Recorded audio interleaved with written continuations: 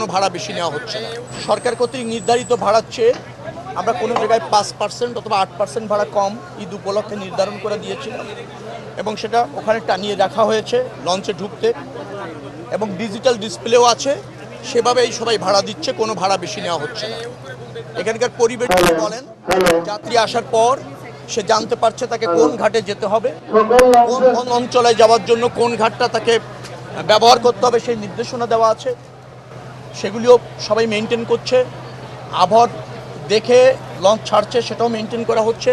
Cleaning আছে, অবাঞ্ছিত কোনো লোক নেই, কোনো গ্যাদারিং দেখবেন না। যে কোনো কুলি বা যেগুলি আগে থাকতো হকার, তারা এসে একটা জট তৈরি করতো, যাত্রীদের চলাচলে বিঘ্ন হতো, সেগুলো আপনি এখানে দেখবেন না। যে সেগুলি সুন্দরভাবে এখানে সেই ব্যবস্থাপনাটা রাখা হয়েছে। অ্যাট দ্য সেম টাইম যে দুর্ঘটনাটা প্রায় হয় যে কারণে, যে আপনার নৌকাতে করে অথবা স্পিড বোটে করে এসে সরাসরি সে লঞ্চে উঠতে পারে, এখানে কোনোভাবে তার ওঠার সুযোগ নেই। আমরা দুই পাশে সিঁড়ি করে দিয়েছি।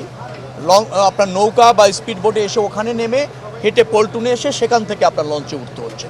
সব কিছু বিবেচনা করে আমার কাছে মনে হয়েছে যে মানুষ স্বস্তিতে নিরাপদে এই নৌযাত্রার মাধ্যমে তার গন্তব্যে পৌঁছাতে পারছে। এবং আমার মনে হয় যে এটা আমি একা দেখিনি, আপনারাও দেখেছেন যে ভাড়া, পরিবেশ, যাত্রী সেবা, monitoring cell, control room, vigilance team তারা কাজ করছে। আপনার যারা একটু অসুস্থ তাদের জন্য হুইল চেয়ার আছে, ট্রলি আছে মালামাল ক্যারি করার জন্য। মালামাল ক্যারি করার জন্য কাউকে অতিরিক্ত টাকা দিতে হচ্ছে না, ম্যানেজ করতে হচ্ছে না। এই ধরনের সার্ভিসও এখানে সার্ভিস আছে বা সার্ভিস চার্জ কেউ নিচ্ছে না। আমাদের নৌ পরিবহন মন্ত্রণালয়ের অধীনে বেশ কিছু ক্যাডেট আছে, তারাও সার্বক্ষণিকভাবে যাত্রীদের সহযোগিতা করছে, হেল্প করছে। বিশ্রামাগার এর আগে ছিল না, দেখবেন যে 2টি বিশ্রামাগার আমি দেখলাম, তিনটি বিশ্রামাগার ওখানে রাখা হয়েছে এবং পর্যাপ্ত সংখ্যক লোক সেখানে অবস্থান করতে পারবে। যারা একটু আর্লি চলে আসবে, 1 ঘন্টা পর হয়তো লঞ্চ ছাড়বে, সে আগে চলে আসছে, সেখানে ওয়েট করতে পারছে। আবার দেখলাম নামাজ এবং কি বলে, কেউ যদি মনে করে যে না খুব ক্লান্ত, সে একটু শুয়ে পড়বে, সে সুযোগও রাখা হয়েছে। মেডিকেল সার্ভিস আছে, সব কিছু আছে। মানে আমাদের সামর্থ্যের যতটুকু আছে তাই নিয়ে আমরা যাত্রীদের পাশে থাকছি। সরকারের দায়িত্ব যে একটা যাত্রী সেবা নিশ্চিত করা, নিরাপদ করা, সেই লক্ষ্যে নৌ পরিবহন মন্ত্রণালয় কাজ করছে। এবং এখানে যারা আছেন, BIWT এর চেয়ারম্যান আছেন, কোস্ট গার্ডের প্রধান আছেন, তারপর নৌ পুলিশের প্রধান এখানে আছেন, সব কিছু মিলিয়ে সমন্বিতভাবে কাজ করছে।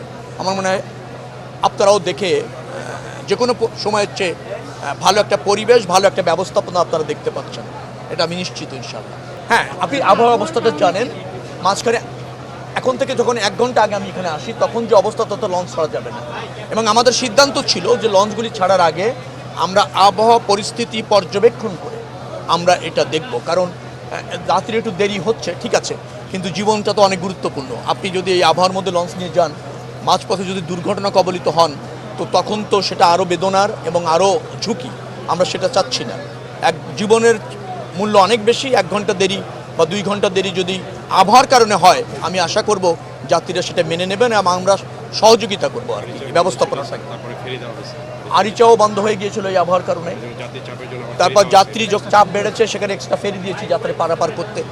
আমি বলতে চাচ্ছি উদ্বুদ্ধ পরিস্থিতি, বিদ্যমান পরিস্থিতি, সম্ভাব্য পরিস্থিতি, সেই পরিস্থিতিতে ম্যানেজমেন্টের অধীনে যা যা করণীয় তা আমরা করছি।